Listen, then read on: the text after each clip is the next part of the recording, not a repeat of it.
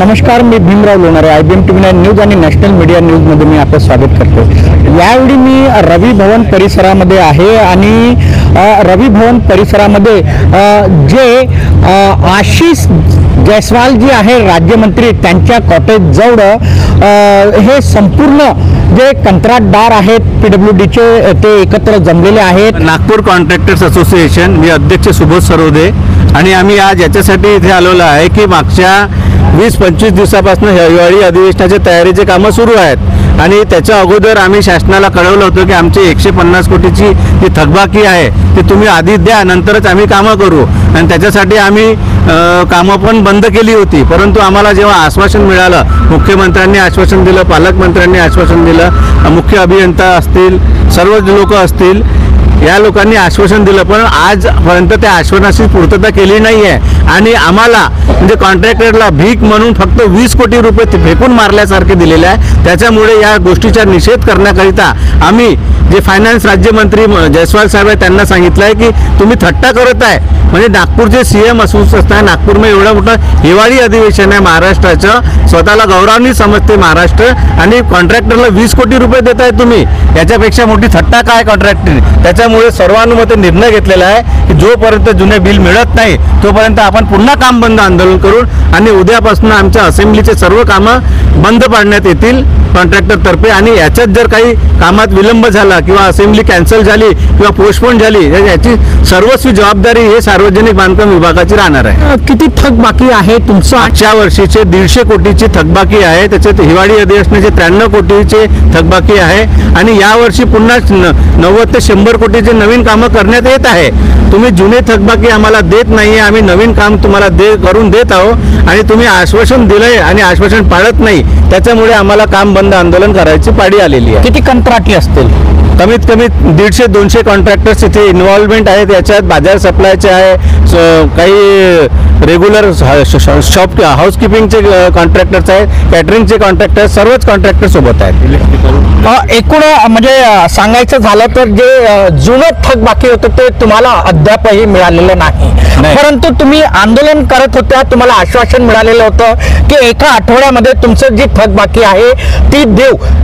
जवळपास 150 कोटी थकबाकी आहे. 150 कोटी थकबाकी आहे आणि आम्हाला आश्वासन मिळालं होतं कमीत कमी 100 कोटी तरी आम्हाला देण्यात येईल. त्याच्यामुळे आम्ही पुन्हा कामं सुरू केले. परंतु आज आमची जी थट्टा झालेली आहे त्याचा निषेध म्हणून आम्ही पुन्हा काम बंद करणार आहे. किती दिवस राहील हे काम बंद आंदोलन? जोपर्यंत ते आम्हाला पूर्ण पैसे देत नाही किंवा शासनाकडनं काही नियम निघत नाही की बा यांचे थकबाकी आधी द्या आणि कामं सुरू करा. कारण इथचे अधिकारी हतबल झालेले आहेत आणि त्याच्यामुळे आम्हाला हे मीडियासमोर, प्रेसमध्ये आणि द्यावं लागतलं CMला निवेदन की आमची थकबाकी तुम्ही द्या, आमच्याशी थट्टा करू नका. विधान भवनामध्ये तुमचं काम सुरू आहे, रवी भवनामध्ये काम सुरू आहे आणि आमदार निवासमध्ये काम सुरू आहे तुमचं. हे संपूर्ण कामच तुम्ही बंद केलेलं आहात. सगळीकडे काम बंद करण्यात येईल. हिवाळी अधिवेशन 8 डिसेंबर पासून आहे ना, पण 8 डिसेंबर पासून आहे, परंतु शासनाला गंभीरता नाही आहे की तुम्हाला कॉन्ट्रॅक्टरला पेमेंट पण द्यावं लागेल. महाराष्ट्र शासनाकडे त्या 150 कोटी नाही आहे का कॉन्ट्रॅक्टरला द्यायसाठी? हेच प्रश्न आम्ही शासनाला उद्या विचारणार. किती दिले तुम्हाला आता? फक्त 20 कोटी दिले आणि ते आम्ही घेणार नाहीये. 20 कोटी दिले पण तुम्ही घेणार नाही. मी राजीव भांगे, सुशिक्षित बेरोजगार अभियंत्यांचं नेतृत्व करतो आणि हे जे कामं आहे जनरल कॉन्ट्रॅक्टर सोबत इथं भरपूर लोक काम करतात. तसंच सुशिक्षित बेरोजगार अभियंता यांना सुद्धा मागल्या वर्षी सुद्धा अधिवेशनाचे कामं लॉटरी पद्धतीने दिले होते, त्याचे सुद्धा पेमेंट हे गव्हर्नमेंट आतापर्यंत देऊ शकली नाही.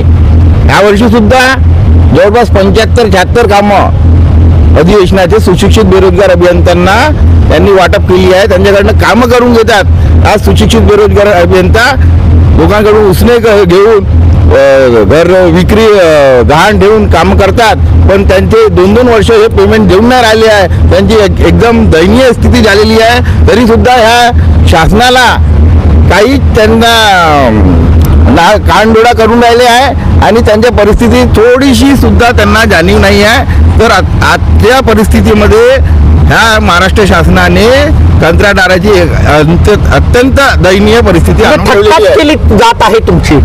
अत्यंत दयनीय परिस्थिती झालेली आहे. निश्चित एकूणच किती म्हणजे अभियंता असतील जे तुमच्यासोबत जुळलेले आहेत, बेरोजगार अभियंता? जवळपास 100 ते 125 बेरोजगार अभियंता रेग्युलरली काम जिल्ह्यामध्ये? करतात.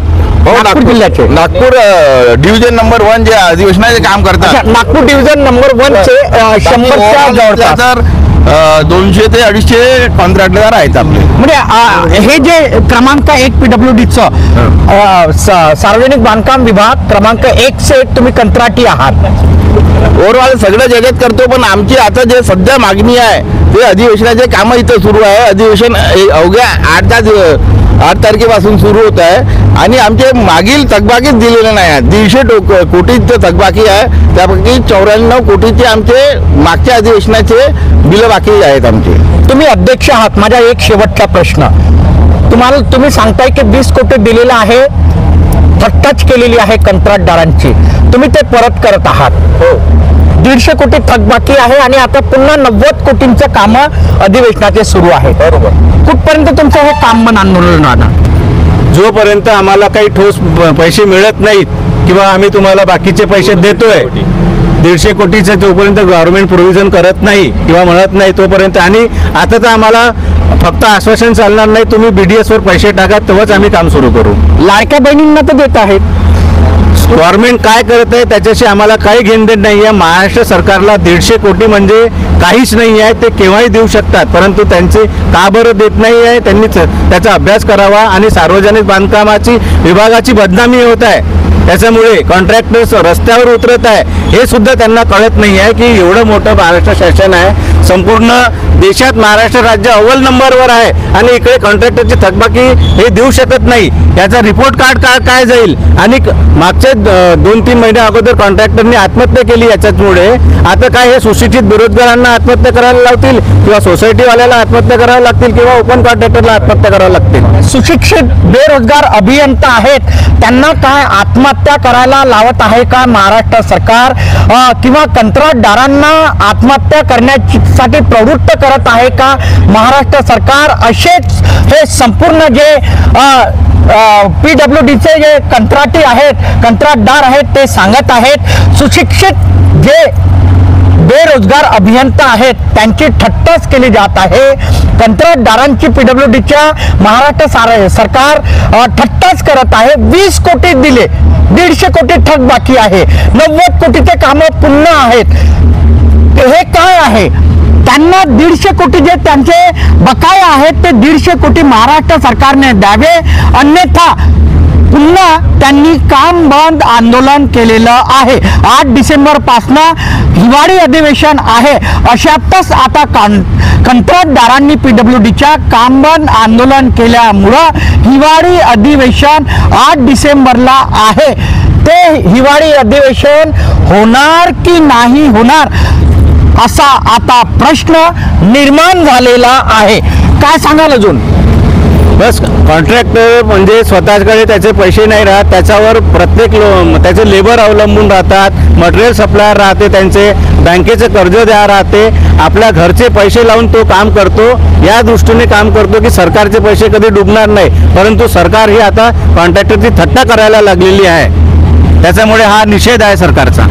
सरकारचा हा निषेध आहे, महाराष्ट्र सरकारचा हा निषेध आहे, मुख्यमंत्री देवेंद्र फडणवीस यांचा हा निषेध आहे आणि फायनान्स मिनिस्टर जे आहेत त्यांचा हा निषेध केला जात आहे. आशिष जयस्वाल जे राज्यमंत्री आहेत त्यांच्या कॉटेजसमोर हे संपूर्ण PWDचे कंत्राटी एकत्र झालेले आहेत आणि ते निषेध करत आहेत. आपण हे बघू शकता.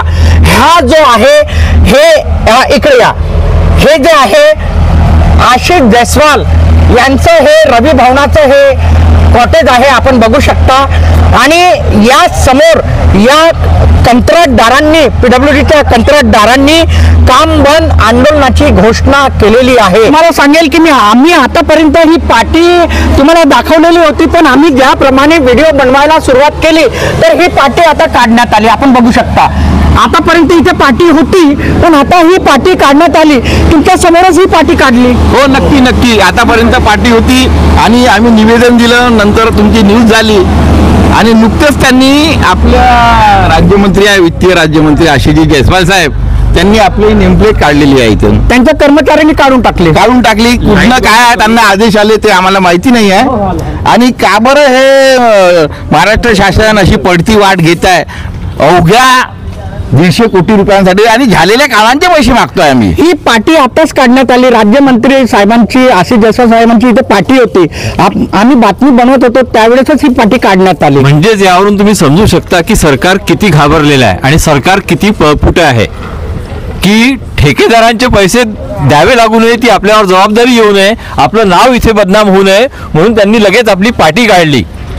यामुळे या सरकारचा मी निषेध करतो. म्हणजे पहिला जो व्हिडिओ आहे त्यामध्ये आम्ही दाखवतो की इथे पाटी होती, परंतु जशा आम्ही बातमी बनवायला सुरुवात केली आणि हे PWDचे कंत्राटी या पाटीच्या समोर उभे झाले, तसंच येथील जे कर्मचारी आहेत त्या कर्मचाऱ्यांनी आशिष जयस्वाल जे राज्यमंत्री आहेत त्यांची पाटी काढायला सुरुवात केली. त्यांच्या बातमीमुळं म्हणजे ते राज्यमंत्री जे आशिष जयस्वाल आहेत त्यांच्या कर्मचाऱ्यांना पाटी काढावा लागली. संपूर्ण PWDचे जे कंत्राटदार आहेत 150 कोटी त्यांच्या थकबाकी आहे, ते 150 कोटी सरकारला मागण्यासाठी आज आशिष जयस्वाल यांच्या या कॉटेज जवळ आलेले होते आणि त्यांनी निवेदन दिलं आणि इथेच ते महाराष्ट्र सरकारचा निषेध करत होते. 8 डिसेंबरला जे हिवाळी अधिवेशन होणार आणि ज्यासाठी कामाची लगबग जे सुरू आहे ते या कंत्राटदारांनी आता बंद केलेलं आहे PWDच्या. तर प्रश्नचिन्ह आता निर्माण झालेलं आहे की हिवाळी अधिवेशन 8 डिसेंबरला होणार की नाही होणार. महाराष्ट्र सरकारने आमच्या या व्हिडिओची दखल घ्यावी, आमच्या या बातमीची दखल घ्यावी आणि लवकरात लवकर या PWDच्या कंत्राटदारांचं आणि जे बेरोजगार अभियंता आहेत त्यांचा थकबाकी लवकरात लवकर द्यावा. आपण बघत रहा IBM TV9 news, national media news. आमच्या चॅनलला लाईक करा, सबस्क्राईब करा, आयकॉन बेल बटन दाबण्यात विसरू नका. धन्यवाद, नमस्कार.